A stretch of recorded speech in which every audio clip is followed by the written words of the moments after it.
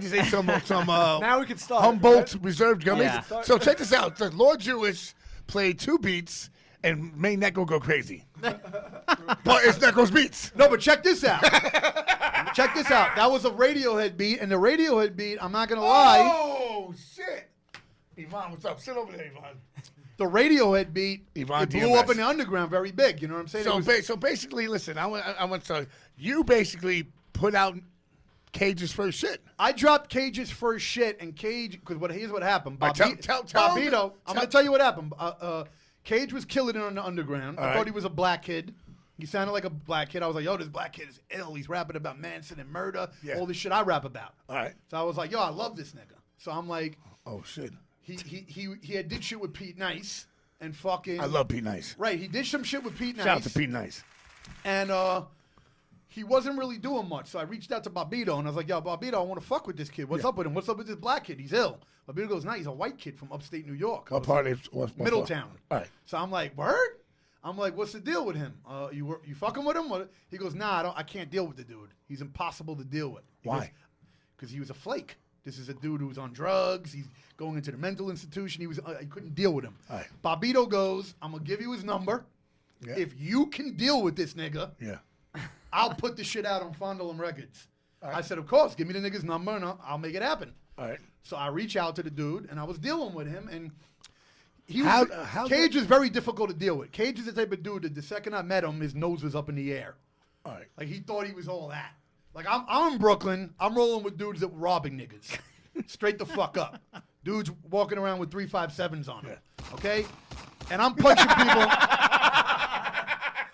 And I'm very notorious for punching people in the face at this point. So basically, anybody who has an issue with like the Prodigy line, go to war with anyone against what I rep. Yeah. So my mentality at this point is if you have an issue with us, we're bringing it. You know what I'm saying? That was just how we rocked. Me more than Bill. Bill down to snuff people, but Bill a little bit more PC because he's worried it's going to fuck him up in the industry. I'm like the little brother that Bill is telling me, yo, you're scaring everybody. And I wasn't really scaring everybody. I was on some shit. Shout out to Bill. I love you, Bill. Shout out, Bill. I was on some shit. Like respect our shit.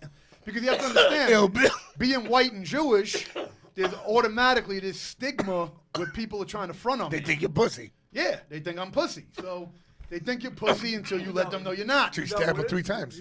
And then they get stabbed. They're like, why did I get stabbed 3 times? And then they call the cops on you. So this dude Cage's style was on some, he would hang around with black hood kids and shit, but he was kind of pussy. But he would act thugged out, okay? Where I'm really living that shit. So, you know, like, I'm just noticing the demeanor of this kid is kind of like, you know, like he's thinking he's iller than me or whatever. So I'm kind of, you know, whatever. I know who I'm dealing with. Okay? But the nigga was mad nice. Underground's loving him. Yeah. I'm seeing this as an opportunity for me. I make the shit happen. I literally produced the Agent Orange shit in my apartment with him sitting there. I produced the Radiohead shit. Bobito puts it out. It's one of the biggest things in the underground. It's getting massive play constantly. Yeah, that thing was huge. So do you think Eminem heard that record and jocked you niggas? Just to be honest, I don't give a fuck about Eminem. I think I'll put you against Eminem any day. Eminem's incredible. Yo, listen. Eminem's incredible. I don't care about that. I want you to punch him in the face. I don't think Eminem is really a tough kid. I know. I think Eminem is not really a tough kid. I think Eminem. I met him. He's cool. I think Eminem got tough. He was quiet. Actually. Quiet too. Yeah. When I met Eminem the first time, he couldn't look me in my eyes. He kept looking away. I understand that. He was like he kept getting nervous. No, but I meant the same thing. But I wasn't beefing with the nigga. No. But he basically thought I was down with Cage at the time, which I wasn't. He was probably a little nervous. And he got nervous because he had to look like he thought I was going to snuff him. Yeah. And I was telling him, yo, I don't fuck with Cage anymore. I'm coming here to give you a beat CD. I went up to 88 Hip Hop, which was in Manhattan, this radio station, and I gave the nigga the beat CD. And it was like, you know, because my brother told me, he said he wanted one. Oh, that's awesome. Because he went into Fat Beats when my brother was working. Yeah.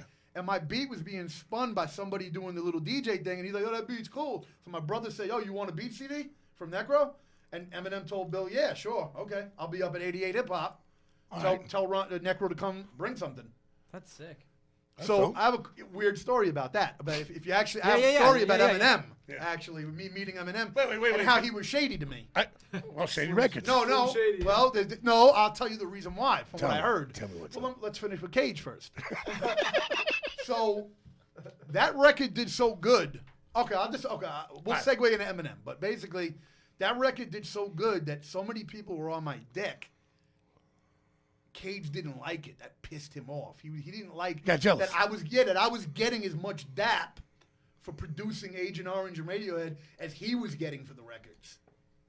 And Bobbito, salute to Bobbito, but he was on some bullshit at that time, and he didn't want to put out Necro solo shit because he said he didn't like my style as a rapper. Why? He didn't like Necro. Why? He said, I only like you as a producer. What's that like to hear? I hate. Listen, I hated Bobbito's guts because of that. But I just want to tell you one thing though.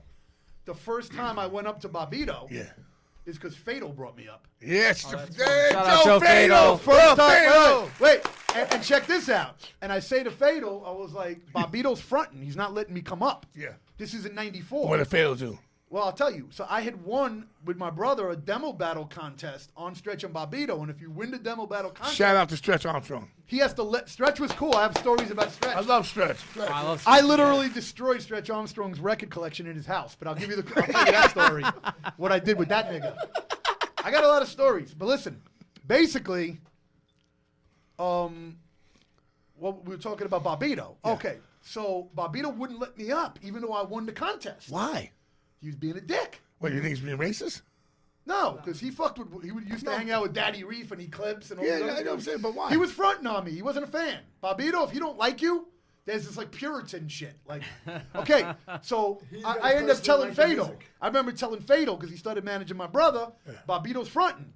He goes, nah, nigga, I'll make sure that shit's good. I was like, yeah? He goes, bro, he ain't gonna front. You come up with me.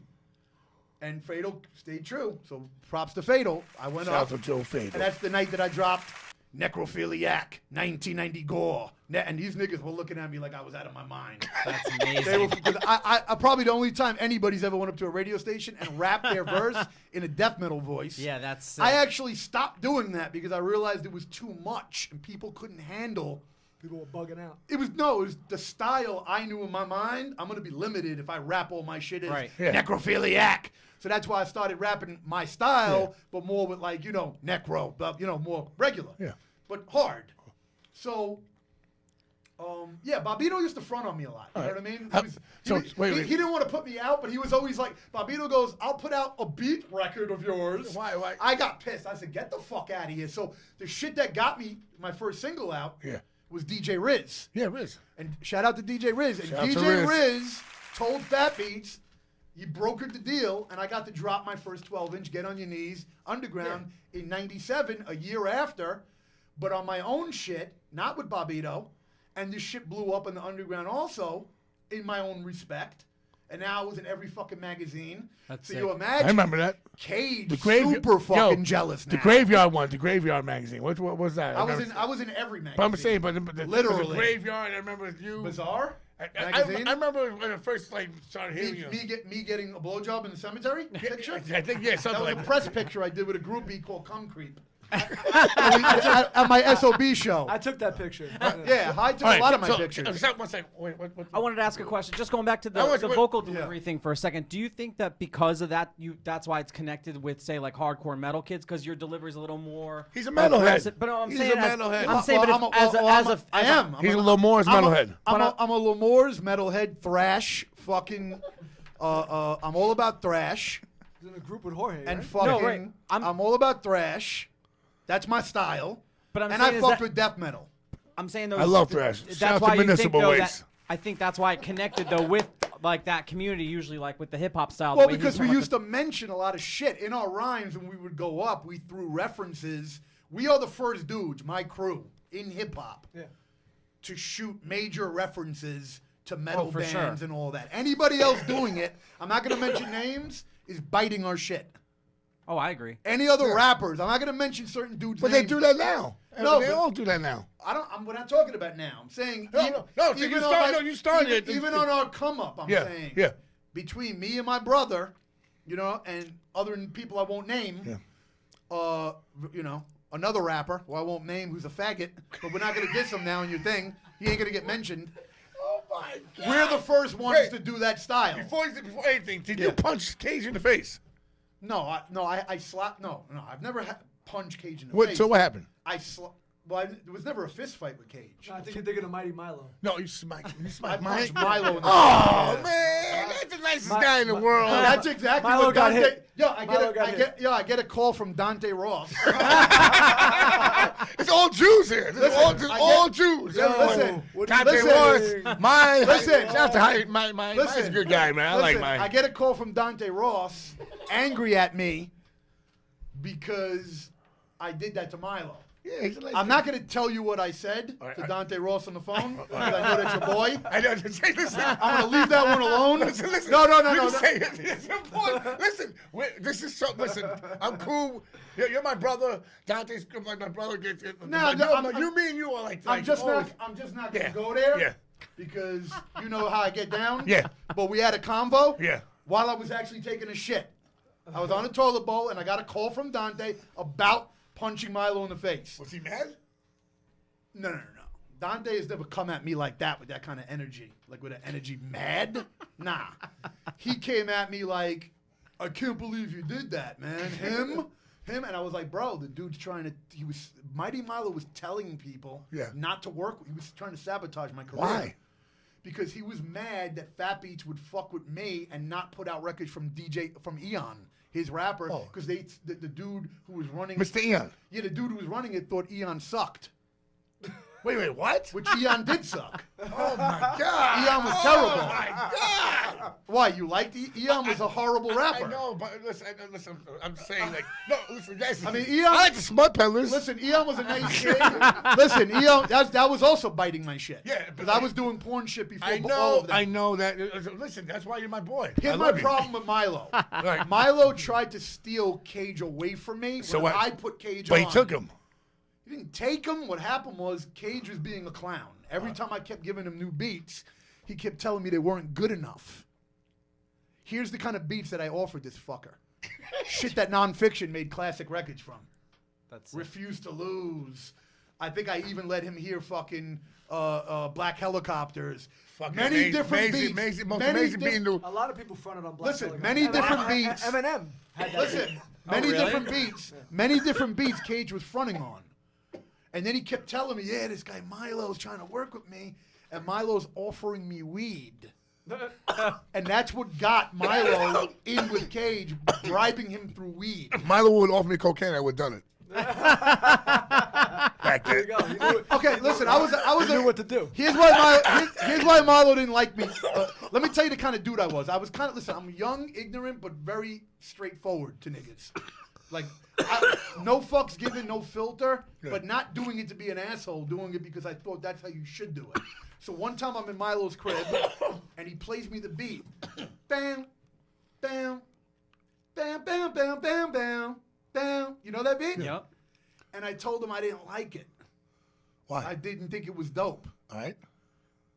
Well, imagine I'm in your fucking house, Ezak. You invite me to your house and you play me your newest shit.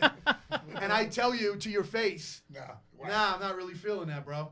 Because in my head, I thought I was keeping it real. Yeah. I look back now, You hurt his feelings. well, if somebody said that to me, I would tell them to go fuck themselves. Get the fuck out of my house immediately.